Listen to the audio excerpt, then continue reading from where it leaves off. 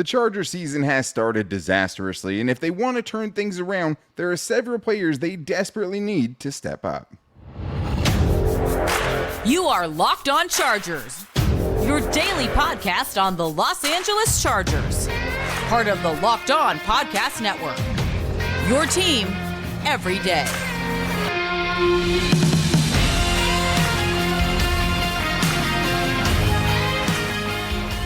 What is up, and welcome into the Locked On Chargers podcast. I'm your host, Daniel Wade, joined as always by my co-host, David Drogemeyer, and we've been covering the Chargers together now for 8 seasons, but this is our 6th year as a host of the Locked On Chargers podcast, bringing you your team every day. Thank you guys, as always, for making us your first listen today, and to make sure you never miss the show, go subscribe or follow for free on the Locked On Chargers YouTube channel, and listen wherever you get your podcast from. David, what do we got today? Daniel, we get into our Chargers mailbag today talking about players that need to step up. Is it time for Derrick Ansley to take over defensive play calling? And is there any way that the Chargers can afford to bring back Austin Ekeler? Yeah, I mean, we will see, but I think he definitely showed his importance in the last game, and we'll see. Hopefully, fingers crossed, we can see him play this weekend, because it feels like the Chargers are really going to need him going up against the Vikings this weekend. So today's episode, though, is brought to you by PrizePicks, the easiest, most exciting way to play daily fantasy sports. Go to prizepicks.com/LockedOnNFL. Use code all lowercase LockedOnNFL for a first deposit match up to $100. David, we had a very good question here that spurned a different question for us, because we had Shaggy619 that hit us up on X or Twitter and asked, Locked On Chargers, who on defense has to have a good game? Otherwise, we're probably struggling. I'm going Sebastian Joseph Day. If we get no push up the middle, we're getting picked apart. So I think that's a good call for the upcoming game, and we will get more into our game matchups. But what it made me think of is, which players of the Chargers really need to step up in general to kind of turn this thing around? Because the season is careening towards a cliff right now, and the Chargers desperately need some guys to step up. And to me, David, it starts with the secondary, because this has been a plus for the Chargers in years past. I mean, maybe mostly due to their terrible run defense and teams being able to run at will. But they were much better than what we've seen this year, especially from a group of cornerbacks we thought would be a strength going into the season. So when I'm looking at guys that have to step up, or else things are going to continue going poorly for them, I'm looking at the corners. I'm looking at this secondary, which has had a really rough couple of weeks. Yeah, I mean, and also just the secondary in general, Dan. You look at the guy who leads the secondary, and that's Derwin James. And unfortunately, when you look at the receptions that he's allowed, it just has to be better. I mean, it's 6 receptions on 7 targets for 58 yards and only 1 pass breakup for DJ through 2 games. And I think we're just expecting, and we have expected, that output to be a little bit better. Also, Asante Samuel Jr., 6 receptions on 7 targets, 127 yards. Of course, that includes a 70-yard reception that he gave up to Treylon Burks in the Titans game. And also Michael Davis, 10 receptions on 13 targets and 3 touchdowns allowed already through 2 games. And Michael Davis was the best corner on the Chargers team last year. I mean, I think the way he played down the stretch was something that if he didn't provide that, the Chargers are probably not making it to the playoffs. I mean, that's how important it was for Michael Davis to play the way he was. So you just need your guys in the secondary, the guys that you rely on, to step up their game. Yeah. Absolutely. And I mean, when you've given up the most passing yards in the NFL over the first 2 weeks, it seems very, relative to that. I mean, I think also when you give up 20 of 24 to Ryan Tannehill and let him complete 82% of his passes, like, who else are you supposed to look at? Especially when the first week, you could say, hey, the pass rush didn't get home. The Dolphins were a scheming nightmare and had the perfect game plan, which is all true, right? But at a certain point, though, you need players to step up and start making plays. And last week, there just wasn't anyone, once that ball was in the air, that was stepping up and going to break up a pass, right? Yeah. Way too many easy completions allowed by these corners. And, at this point, I mean, you've seen all of them get burnt at one point or another. J.C. Jackson burned on the Tyreek Hill 35-yard touchdown, which, yeah, you're not supposed to have him one-on-one. Well, he kind of wasn't, right? Daniel Popper did a good breakdown of it. He was supposed to force the receiver inside where he had help with Derwin James over the top. He didn't. So he got burnt on the outside in one-on-one coverage. You have Michael Davis getting burnt by Chris Moore for a 49-yard catch, and Asante Samuel Jr. getting beat by Treylon Burks on a 70-yard pass. So no matter where you look, David, you felt pretty good about all 3 of these guys. I think you had probably the biggest questions about J.C. Jackson. He probably played better in week 2 than he did in week 1. He did. But I think the other part of this is, too, is the Chargers don't know what they're doing there right now. I mean, they were rotating in their starting corners last week. We did hear from Brandon Staley that Jase Taylor is now the starter at star and played most of the snaps there last week, so he is their nickel corner now. So now you have a rotation between J.C. Jackson, Michael Davis, and Asante Samuel Jr. And the interesting thing is Brandon Staley says, hey, it's part of the ramp-up program for J.C. Jackson. But if it's part of the ramp-up program, then how are you also saying, well, it's also performance-based, and we're seeing what they do in practice, and that's going to dictate who we're going to play in the game. So, like, which one is it? Are you trying to limit J.C. Jackson snaps, or are you not sure who should be out there right now because all of them have had their faults? And we've seen all of them play much better than this. So for me, I mean, Derwin James, I have much more confidence he's going to figure it out. Feels like he's been trying to put out fires all over the defense, so it's hard to really put a ton of blame on him. But, I mean, I think the corner that's probably played the best is Jase Taylor, right? Like, he had one big play allowed to Tyreek Hill on a third down, but besides that, I mean, last week he only gave up 2 catches for a total of 5 yards, came up and made a great open field tackle. Yeah. Really good player coming up and tackling so far in the limited snaps that we've seen him. But the Chargers have to figure out who those other 2 corners are, and I don't necessarily think having them go out there and rotate David is the best way to kind of go about it. Yeah, I don't like that. I mean, really in any sport, I mean, you have to build that rhythm. You have to go out there and get that repetition. It's because the more you're out there, the more you can try to figure out the receiver who's in front of you, how they're trying to release, what leverages they're trying to play, how they're trying, to get separation. I mean, those are all things just like pass rushers. They learn as they go. Corners are doing the same thing. They're trying to learn the receivers as they go and then be able to, that's how they're going to be able to take chances and be able to, go get interceptions is by knowing what the tendencies are of the receiver in front of them. And it's hard to get that information when you're not out there on a consistent basis. And all you really need to do if you're going to play Jase Taylor in the slot is find 2 of your 3 corners that can go out there and play at an average to above average level, something we've seen from all those guys. But this from Brandon Staley, those 3 guys now outside, J.C. Jackson, Asante Samuel Jr., Michael Davis, will play based on, like I said, J.C. Jackson's ramp up and how they're performing in practice and the game. We would like to see those guys get into a rhythm right now. It's competitive. So how can they get in a rhythm if they're getting yanked out of the game? I don't know. But if you were looking offensively, David, someone who needs to step up, who would you end up going with there? Yeah, I mean, I think going into the season, we were pretty excited about the kind of the young guards, and what they were going to look like this year. And unfortunately, through 2 games, it has been a little bit inconsistent. I mean, it's been 9 pressures given up and 3 sacks between Zion Johnson and Jamaree Salyer. And so I think we've seen some communication breakdowns, especially on those third down situations where they're sending the house at you and they're trying to confuse. I think they've really tried to run some stunts in some games on those young interior offensive linemen. And I think that is something that's going to go away a little bit more. They're going to be able to bottle that up a little bit more as time goes by, as they build that chemistry, playing, next to Corey Linsley, playing next to Trey Pipkins, playing, next to Rashawn Slater. I think that's going to come in time, but the Chargers don't have a lot of time. So they need to figure it out, and they need to figure it out now. Yeah, it's tough. I mean, Jamaree Salyer, I think it's more of a pass, right? Played left tackle all of last season. He's transitioning to guard. Yeah, definitely. Whereas Zion Johnson just moving from the right side to the left side, somewhere where he should have been more comfortable, right? He's playing next to 2 All-Pros with Rashawn Slater and Corey Linsley. I think the weird thing with Zion Johnson is he looks good for like 95% of the game and then just has like a couple of really, really bad reps.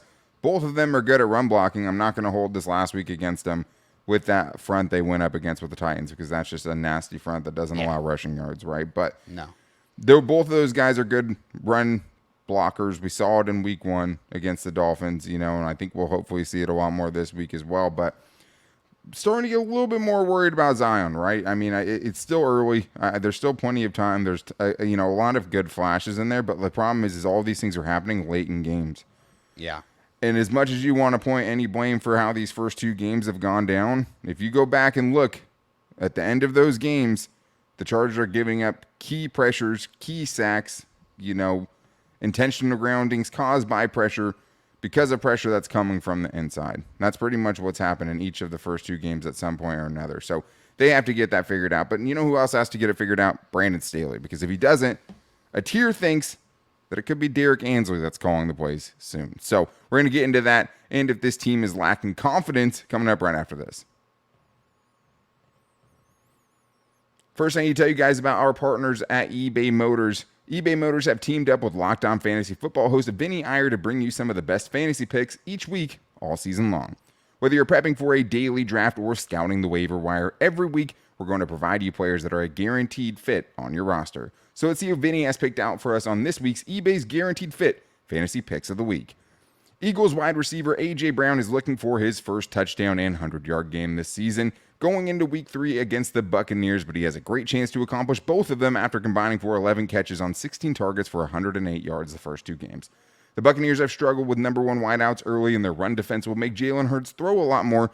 As the squeaky wheel, expect Brown to get plenty of grease on Monday night. That's true. When you see guys on the sideline blowing up on their quarterback, I mean, as long as things become copacetic, at some point, you're probably going to see that man force-fed, and maybe it's just wishful thinking because I definitely have A.J. Brown on my fantasy team or one of them, so I'm definitely hoping for some more output. Vinny, bring it home this week. But Vinny Iyer from Locked On Fantasy Football is going to help you guys win your fantasy championship, and eBay Motors knows a championship team is about each player being a perfect fit.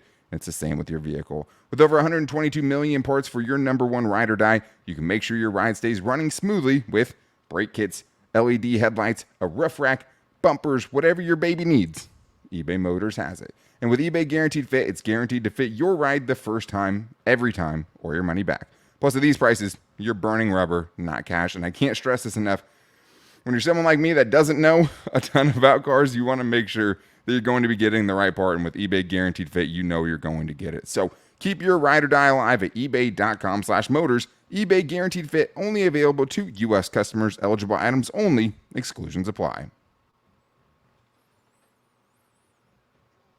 All right, David, well, we have a fan favorite coming up on today's show, a voicemail from a tier. And if you don't know a tier, you're in for a treat today, but the everydayers know when a tier calls in, you got to get him on the show because he has takes and he has a hot one today, but he does have some hope as well. So let's hear what a tier has for us this week after a couple of tough losses. Dan, David, this is a tier. This is what I will say. Coach Staley will not be fired. The Chargers will turn it around. They will find a way to get a win this week at Minnesota. But my prediction is this. If the defense give up over 30 to Minnesota, the Chargers ownership and the front office will force Coach Staley to give up the play calling on defense and focus on coaching to keep his job. What do you think? Let me hear you, please. Love you. Both up. Dave, this is interesting, right? Because it's the middle of the season, so things are a little bit tougher to move around like that, right? But a tier is saying there's hope. He thinks they're going to go beat the Vikings this weekend, but they could definitely beat the Vikings and still give up 30 points defensively. So it's not out of the question. All these things could, the stars could align to bring a situation where the Chargers defense is giving up, an average of more than 30 points over the first 3 weeks of the season. And I mean, outside Tyreek Hill, they have their scariest weapon they're going up against this week in Justin Jefferson, right? So what do you think about this? Is this something you could see happening? Or, I guess with Derrick Ansley, what do you think that looks like if the Chargers were to say, hey, Brandon Staley, you just coach, be the head coach. Derrick Ansley's calling plays now. I just don't know how it's going to be any different. I mean, Derrick Ansley is a disciple of Brandon Staley. Like, he is like one of his right-hand guys. Like, he's been there with him, and he's, it's still Brandon Staley's defense for a long if time. He takes over. Yeah. So I mean, sure, you can call different plays in different situations, but I just don't know how much different it's going to be. You can't tear down the system. You can't change it all the way up now. No. It's way too late for that. You kind of have to roll with it, and you just have to try to push those buttons, and you need these guys to flat out just play better and then play the techniques the way they're supposed to, and maybe you'll get a little bit better results. But I just, even if they do that, I just don't know how much different it's going to be. Yeah, I would agree with that for the most part. I mean, Derrick Ansley does have some experience calling plays. He did it collegiately at Tennessee in 2019 and 2020 when he was hired there as their defensive coordinator. Obviously, he was a defensive backs coach last year.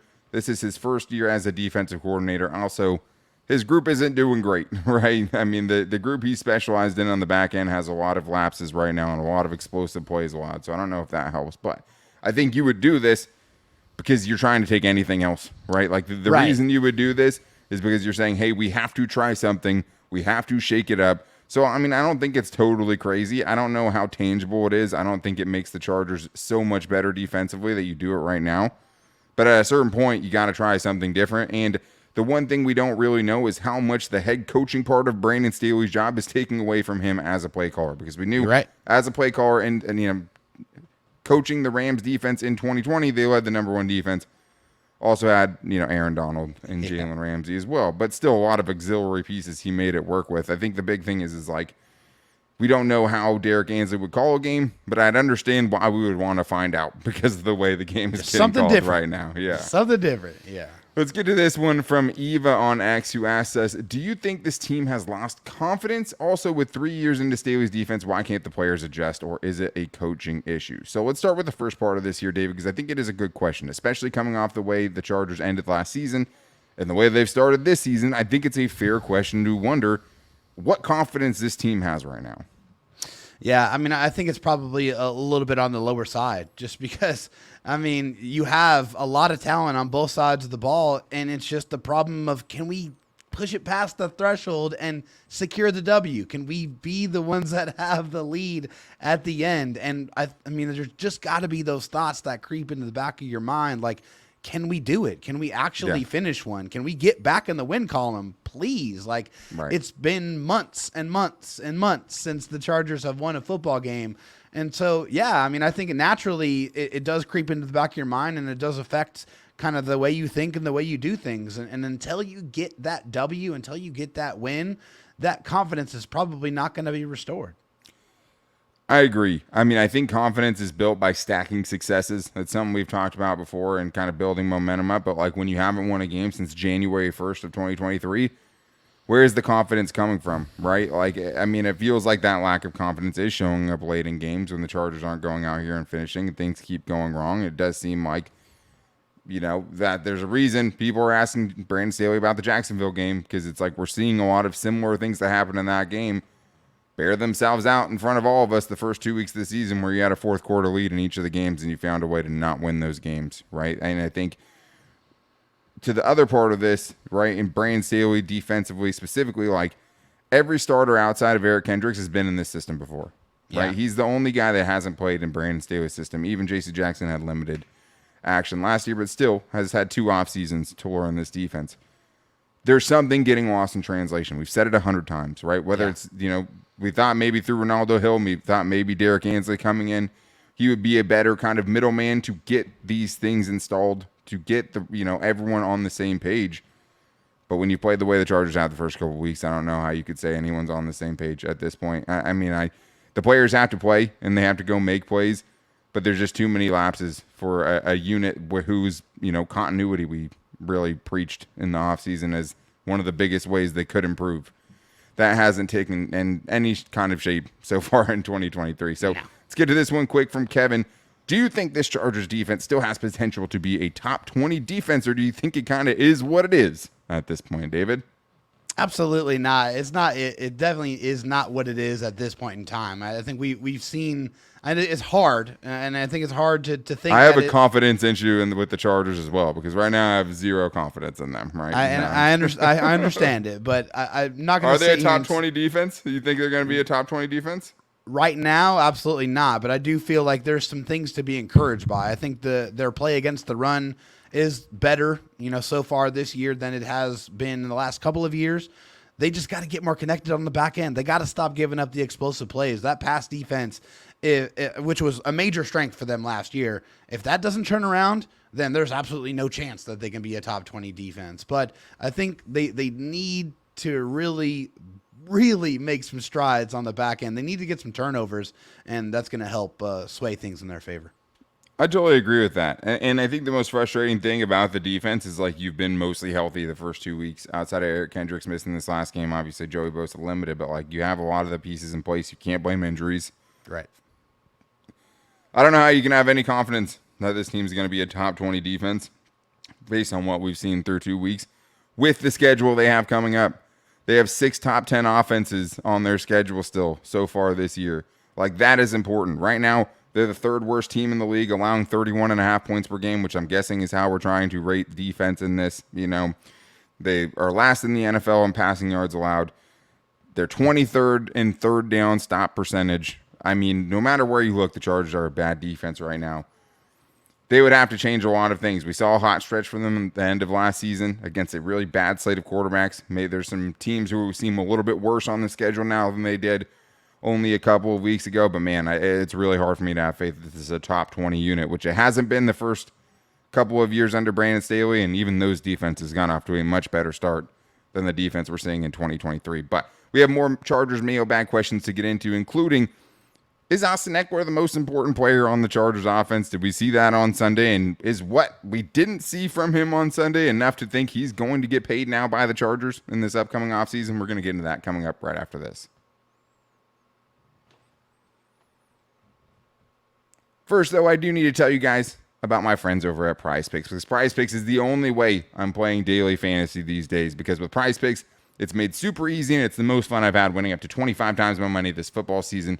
All you have to do, and this is what I love about it, select 2 or more players, pick more than or less than on their projected stats, place your entry, and you're good to go. You wake up late on Sunday morning, doesn't take very much time at all. I've gotten many, many late entries in, but my favorite part about it is I'm not playing against someone else and hoping I have 2 or 3 different players, right? Going up against 2 or 3 of their different players, and 90% of our roster is the same, or our team, right? In this, I'm picking the projections I like, I'm finding the matchups I like, and I'm doing it solely based on that. For this game, you can go with Herbert over 295.5 passing yards, but with the way the Chargers secondary is playing, like we talked about before, maybe Kirk Cousins more than or less than 277.5 passing yards is the way to go. But go to prizepicks.com/LockedOnNFL and use the code LockedOnNFL for a first deposit match up to $100. That's prizepicks.com/LockedOnNFL. Promo code LockedOnNFL for that deposit match up to $100. Prize Picks, daily fantasy sports made easy. David, we have more Chargers mailbag questions to get into, but that's just today. Tomorrow, we have a very big show because I'll be joining Luke Braun of Locked On Vikings, one of the best hosts on the entire network, for, you guessed it, crossover Thursday before we get into our keys for success on Friday. Thank you to the everydayers out there who have been making this the best start to a season that we've ever had. We really, really appreciate you guys. We're breaking records all over the place over here. Thanks to you guys and your support, right? So thank you guys for that. Make sure you're here the rest of the week to get all of our thoughts on this upcoming Vikings game, because after today, it's all Vikings for the rest of the week until we get to our post game, hopefully talking about a win on Sunday night. But let's talk about this question from Superfan Zach, who asks, it seems like Austin Ekeler is the most important player on offense after Sunday's performance. How much is the team paying him in the offseason to make him stay? David, what do you think? Well, without the Chargers doing some major, and I mean major, cap gymnastics, I don't know how there's any way that the Still Chargers unlikely. can find a way to bring Austin Ekeler back. I mean, they still have a lot of very big decisions to make on guys like Joey Bosa, Khalil Mack, Mike Williams, Keenan Allen, guys they all restructured. So And guys that are already under contract, right? Like, that's the big difference there. Right. And also, they're way, way over the cap. I mean, the projected cap for next year. So, I mean, Austin Ekeler is extremely important. No, don't get me wrong. But I don't know if there's really anything he can do this year for the Chargers and him to come to the agreement just because of the type of money that he's looking for. It's hard to say, right? And I know there's a lot going around, swirling around right now. The NFL is filing grievances because the running backs are colluding to fake injuries, and I've seen Austin Ekeler get kind of accused of that on social media too. I don't think he's faking anything. I don't think it helps him, right? He does get a little bit less tread on the tires if he stays out a little longer, right? If that came out, do you think any team's going to want to sign him if they think Absolutely he's faking not. injuries? No. He wants to get out there as much as he possibly can. He wants to get back out there as soon as possible. I'm sure of it, because the best way for him to get paid is to go out there and produce this season. Every game he misses is, 1 touchdown less on his resume this season. We know how productive he is, but I think we saw it, right? And I think in this last game, you saw where the Chargers really missed him. And I think it's also a glimpse into life in 2024 when Austin Ekeler is a free agent. Yeah. And the problem is we haven't seen much from Isaiah Spiller, specifically 1 carry on the season and 1 healthy scratch on the season so far, or even Elijah Dotson, right? The 2 guys they have under contract after this upcoming season. Yeah, haven't Obviously, done Josh Kelly looked good in week 1, and he would be a more realistic option for the Chargers to target potentially next year. But the Chargers offense were absolutely much less dynamic without him. And the answer for how you replace him doesn't seem to be on the roster currently. So there's another place where missing Austin Ekeler really hurt them. And I think that's where Bolt Up Andrew's coming from right here when he asks, what can Kellen Moore in the offense do differently this week to finish drives with touchdowns? He also asked, will the pass or run game be more important this week? So, Dave, let's focus on the first part of that here. You talked about the red zone inefficiency. What can the Chargers do to fix some of that after going 2 for 5 in the red zone on Sunday? Yeah, I mean, and I'm sure that you remember those two were 2 touchdowns to Keenan Allen. And in the first game, the Chargers, when they got to the red zone, they ran the football, and they ran the football very effectively. So for the Chargers, it's pass to get down to the red zone, and it's run to get into the end zone. I honestly feel like the Chargers really need to run the football very efficiently in the red zone, and that's how they're going to turn those 3 points into 6 points, and that's very, very important. Yeah, I think for me, that's where you saw Austin Ekeler missing, right? Not just as a runner, but also being able to create outside of the end zone to do something to get into the end zone. Because one of the things I have, at least as far as how you turn into more touchdowns, I want to see more throws into the freaking end zone, right? Please? The fact that the Chargers get all the way down against the Titans, you basically have a 1st and goal from the 13-yard line, and it's 2, 7-yard or less passes to Josh Palmer leading up to the 3rd down where Justin Herbert got sacked. You went that whole series right there without throwing a ball into the end zone, right? Like, that's the part to me. Like, yes, there's going to be times where we're going to have to test the flats and, test the tackling and see if someone can get in while throwing it short. But Justin Herbert just has to have the confidence to chuck it into the end zone, too. Use your basketball team. You have all receivers over 6'2". Use them. Well, how about, right now, Mike Williams is the 3rd most targeted receiver on the Chargers in the red zone, right? So he's 0 for 2 when he has been targeted, but we haven't really seen him actually targeted in the end zone very much through the first couple of games, and he's a guy that actually has a double-digit receiving touchdown season under his belt. So very interesting. I think giving Mike Williams more chances. He's tied with Donald Parham for 3rd most on this team. Josh Palmer has 3 red zone targets. Mike Williams has 2. So as far as the matchup this week, we'll get more into that. I think the Chargers will have to be able to run the ball this week. But let's sneak this voicemail in from John real quick before we get out of here. Hey guys, this is John in Anaheim. I love listening to you guys on the morning on my drive into work every day.